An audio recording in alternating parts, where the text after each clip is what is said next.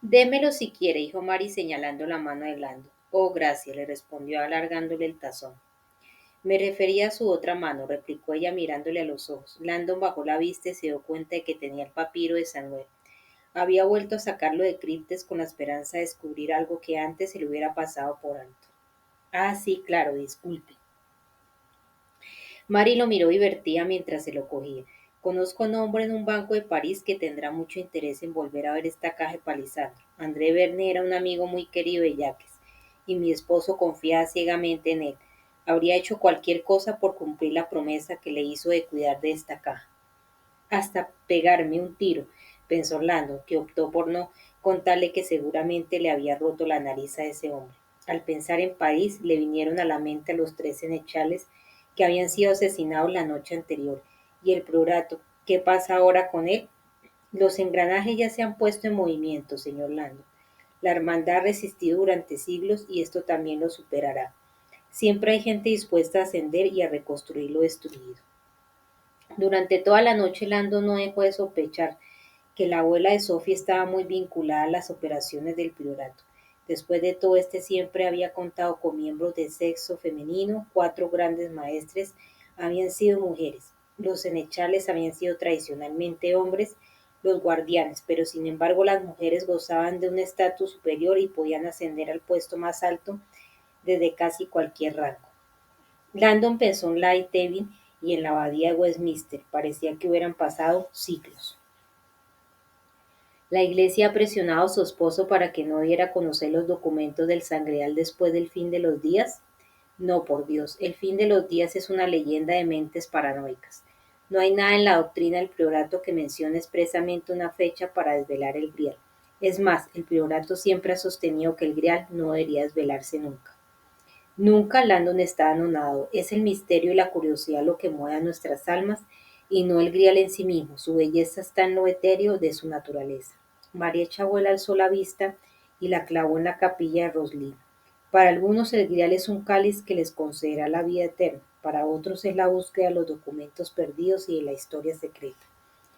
Para la mayoría sospecho que se trata solo de una gran idea, un tesoro glorioso e inalcanzable que en cierta manera, incluso en nuestro caótico mundo de hoy, nos inspira. Pero si los documentos del Sangreal permanecen ocultos, la historia de María Magdalena se perderá para siempre, dijo Lando. ¿Seguro? Mira a su alrededor, su historia está presente en el arte, en la música y en los libros. Cada día más, el péndulo está en movimiento. Estamos empezando a captar los peligros de nuestra historia y de nuestros caminos de destrucción. Estamos empezando a intuir la necesidad de restaurar los aspectos femeninos de la divinidad. Hizo una pausa. Ha dicho que está escribiendo un ensayo sobre los símbolos de la divinidad femenina, ¿no? Sí, sonrió. Termínelo, señor Lando. Cántele su canción. El mundo está necesitado de trovadores modernos. Se quedó en silencio, sopesando el mensaje que acababa de recibir. Por encima de los campos y la línea de los árboles, la luna se estaba elevando. Miró el perfil de la capilla y sintió un deseo infantil de conocer sus secretos. No pregunte, se dijo, este no es el momento. Miró un instante el papiro que Mary tenía en la mano y volvió a posar la mirada sobre Rosalind. Hágame la pregunta, señor Lando, le invitó Marie con expresión divertida. Esta noche se ha ganado a pulso el derecho a preguntar lo que quiera. Lando notó que se estaba ruborizando. ¿Quiere saber si el Grial está aquí en Roslin? ¿Lo sabe usted? Mary fingió desesperarse y suspiró ruidosamente. ¿Por qué será que los hombres no son capaces de dejar en paz el Grial? Se rió. ¿Qué le hace pensar que está aquí? Landon le señaló el papiro. El poema de su esposo menciona específicamente Roslin, aunque también habla de la espada y del cáliz que custodian el Grial. No he visto ningún símbolo de cálices ni espadas en el templo. ¿De cálices y de espadas? Preguntó Mary. ¿Y cómo son exactamente esos símbolos? Landon tenía la sensación de que Mary se estaba divirtiendo un poco a su costa, pero le siguió el juego y se los describió. Por el rostro de Mary pasó un vago recuerdo. Ah, sí, claro, la espada representa todo lo masculino. Creo que se dibuja así, ¿no? Con el dedo índice en la palma de la otra mano trazó una forma. Sí, dijo Landon. Mary había dibujado la forma cerrada de la espada. Landon había visto el símbolo representado de las dos maneras. Y el triángulo inverso, prosiguió ella, dibujándosela en la palma de la mano, es el cáliz, que representa lo femenino. Correcto. Y dice que entre los cientos de símbolos que tenemos aquí en la capilla Roslin, estas dos formas no aparecen en ninguna parte. Yo no las he visto. Si se las enseño yo, ¿me promete que se irá a la cama a descansar? Antes de darle tiempo a responder, Mary Chawel ya estaba avanzando en dirección a la capilla. Landon fue tras ella, intentando seguirle el paso. Al llegar al templo, la abuela de Sophie encendió la luz y le señaló el centro del suelo.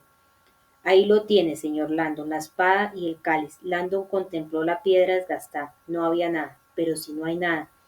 Mary suspiró y empezó a recorrer el famoso camino marcado como un surco sobre el pavimento, el mismo que Landon había visto recorrer hacía un rato los visitantes. Sus ojos se iban adaptando a la luz, pero él seguía sintiéndose perdido. Pero si esto es la estrella de Dawn, se detuvo en seco, mudo de asombro al darse cuenta. La espada y el cáliz fundidos en uno, la estrella de David, la unión perfecta entre hombre y mujer, el sello de Salomón, que marca el Sactomarum, donde se creía que moraban las deidades masculinas y femeninas, Yahé y Shekinah. Landon tardó un minuto en recuperar el habla. El verso apunta aquí a Roslin, completamente, perfectamente. María sonrió. Aparentemente, lo que aquello implica le dejó helado, así que el Santo Grial se encuentra en la cámara que está bajo nuestros pies. Mary se rió, solo en espíritu. Una de las misiones más antiguas del priorato era la de volver algún día el Grial a su tierra, a Francia, para que pudiera reposar por el resto de la eternidad durante siglos. Lo habían ocultado en el campo para mantenerlo a salvo. Cuando llegó al cargo del gran maestre, uno de los empeños de Jacques Sanuer había sido restituirle el honor perdido, devolviéndolo a Francia y construyéndole un lugar de reposo digno de una reina. Y lo consiguió. Mary se puso muy seria. Señor Lando, teniendo en cuenta lo que ha hecho por mí esta noche en calidad de conservadora del patronato de Roslin, puedo decirle que con toda seguridad el Grial ya no se encuentra aquí.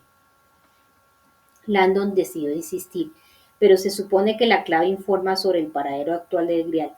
¿Por qué habla sobre Roslin? Entonces tal vez no esté interpretando bien su significado.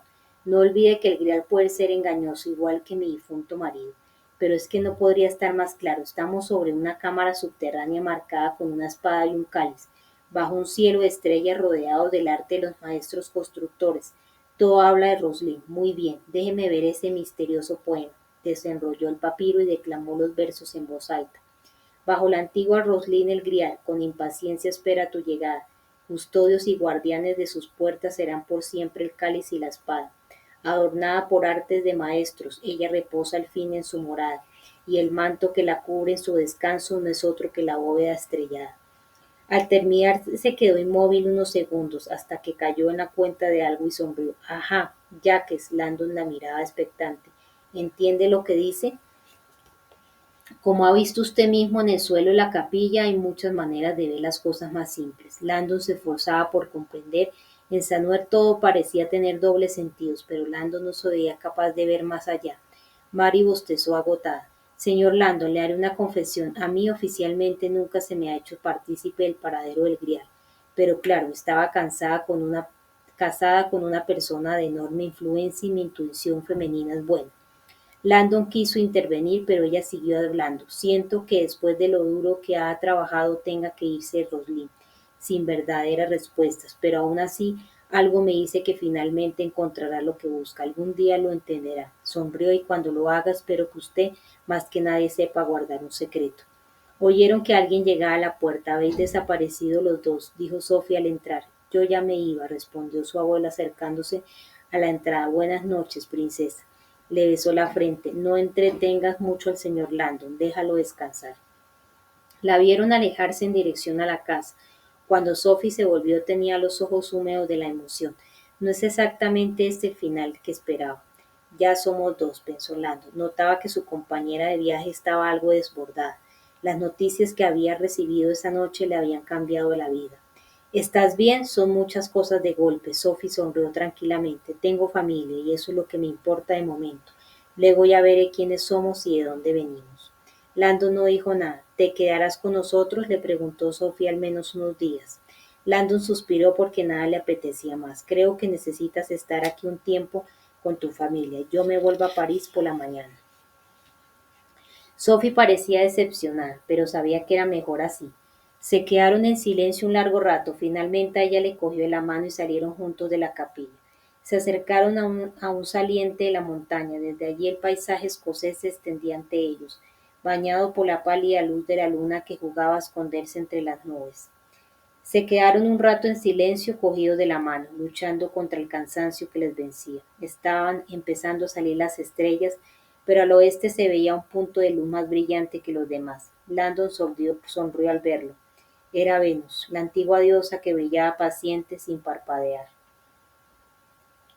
Estaba refrescando y desde los campos subía una brisa helada.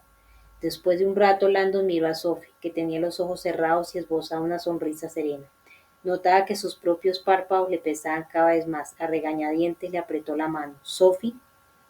Despacio ella abrió los ojos y lo miró. Estaba hermosa, iluminada por la luz de la luna. Le sonrió con cara de sueño. Hola. Landon sintió una tristeza inesperada al darse cuenta de que iba a volver a París sin ella. Tal vez ya no esté aquí cuando te despiertes. Hizo una pausa y notó que se le formaba un nudo en la garganta. Lo siento, no se me da bien las. Sophie se le acercó, le puso la mano en la mejilla y se la besó. ¿Cuándo volveremos a vernos? Landon retrocedió un momento clavándole la mirada. ¿Cuándo? Hizo una pausa. ¿Acaso sabía ella las veces que él se había hecho la misma pregunta? Bueno, pues precisamente dentro de un mes voy a dar una charla en Florencia y estaré allí una semana sin mucho que hacer. Es una invitación, pasaríamos 7 días rodeados de lujos. Tengo habitación en el Brunelleschi. Sophie sonrió y dijo en tono de broma, presume usted mucho, señor Lando. Se dio cuenta de los arrogantes que habían sonado sus palabras. No lo quería, nada me gustaría más que estar contigo en Florencia, Robert. Pero pongo una condición. Su tono volvió a hacerse serio. Nada de museos, ni iglesias, ni de tumbas, ni de arte, ni de reliquias. En Florencia una semana, pero si no hay nada más que hacer. Sophie se apretó contra él y volvió a besarlo, esta vez en los labios. Su acercamiento fue tímido al principio, más decidido luego. Al separarse ella tenía la mirada llena de esperanza. Muy bien, balbuceó Landon. Entonces tenemos una cita. Epílogo. Robert Landon se despertó sobresaltado. Había estado soñando. El albornoz que tenía a los pies de la cama tenía el monograma de Hotel Ritz de París. A través de las persianas se filtraba una luz muy tenue. Está oscureciendo, se está haciendo de día.